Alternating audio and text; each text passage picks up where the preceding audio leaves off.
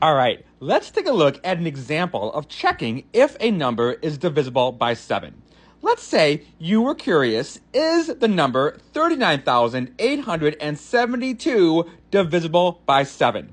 Well, what this rule says is you can take whatever the last digit is and just erase it, but then take 2 times that digit and subtract that from the remaining part. What? That seems weird. So what's going on? You take the last digit, in this case is a 2, just erase it, but then take 2 times that digit. Well, 2 times 2 is 4, so subtract 4 from the remaining part. So the remaining part here is going to be 3, 9, 8, 7. Well, just subtracting 4, what do we got? Well, that's going to be 3, 9, 8. 7 minus 4 is 3. So, okay, so does 7 go into 3,983? I have no idea. So just do it again. Take the last digit, which is now 3, just erase it. 2 times 3 is 6. So now we go ahead and subtract 6 from the remaining part, which is 398. Minus 6. Again, super easy here to do. In our head, we have 398 minus 6 is just going to be 392. Okay, does 7 go into 392? I have no idea. So do it again. The last digit is 2. Erase it. 2 times 2 is 4. So we take 39, the remaining part, subtract off 4, and what do we have? 39 minus 4 is going to be 35. And oh, I happen to know that yes, 7 does go into 35, so that means that yes, 7 must also go into 39,872. Okay, but wait a minute. That seems weird and mysterious. The real question is here, why? Why does this work? So here is just a place value chart. I call this a 10-to-1 machine. What is a 10-to-1 machine? Well, it's just a row of boxes. We have a rightmost box, and boxes extend off to the left as far as we desire. And all we do in this machine is we put dots always into the rightmost box, but we have a rule. And that rule is whenever there's 10 dots in a box, they explode, they go kapow, and they become 1 dot, 1 space to the left. And what we get is a code for numbers. But that code in this 10-to-1 machine is, well, it's going to be exactly how we write numbers normally. But wait a minute. We could do a 2-to-1 machine. Same exact machine, but now it is, we always put dots in the rightmost box, but now the rule is whenever there's 2 dots in a box, they explode and become 1 dot, 1 space to the left. And we can count forever in a 2-to-1 machine and get codes for numbers, or we can do a 3-to-1 machine or a 4-to-1 machine, or whatever kind of machine we like.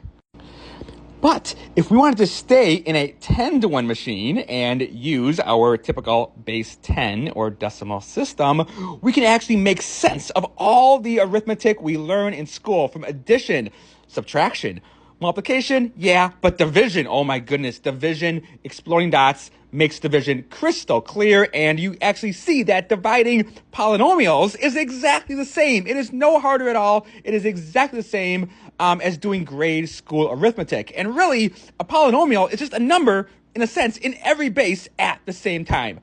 But this divisibility rule for 7 and making sense and really proving divisibility rules using exploding dots, well, in the world of exploding dots, I believe that subtraction does not exist. You never have to subtract. Subtraction to me is the addition of the opposite. So if you're adding dots, well, you just add dots together. And if you have ever more than 10 dots in a box, they just explode and become 1 dot, 1 space to the left. But if you're subtracting, if you're doing, let's say, 1 minus 1, no, that's the same thing as 1 plus the opposite of 1. So if you have a dot, well, you need something to represent the opposite of a dot. I like using an open circle, and I like calling this a Todd, like the opposite of a dot.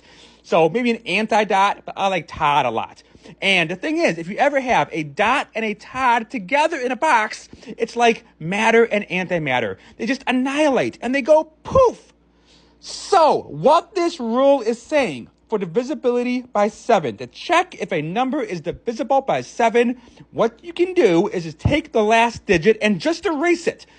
So then what are we saying? If we're saying if the last digit is 1, if the last digit is 1, well, then we just have a 1. We have 1 dot in the ones box. Now, erasing that dot is putting in a tod. It's putting an anti-dot in the ones box. Because a dot and a tod, poof, they annihilate.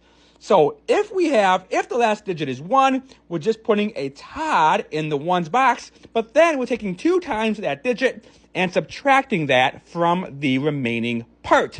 So taking 2 times that digit and subtracting that from the remaining part, well, that's putting in 2 tods next to 1 tod. So what we're doing is we're putting in 2 tods next to 1 tod. But what are we doing? What is 2 tods next to 1 tod? Well, that is just the anti-version of 21, right? 2 dots next to 1 dot is 21.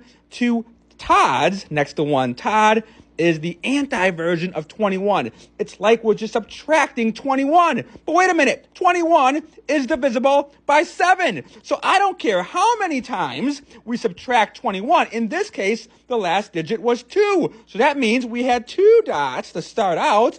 So we're putting in 2 tods, but then taking 2 times that digit. So now we're putting in, well, 4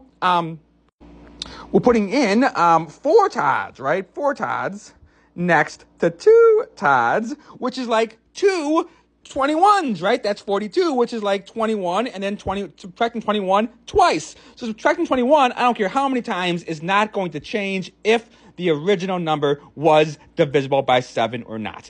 So there it is, a proof. I would say QED, there it is, proof, absolute proof why this weird and mysterious divisibility rule for 7 works. Calculator, take care.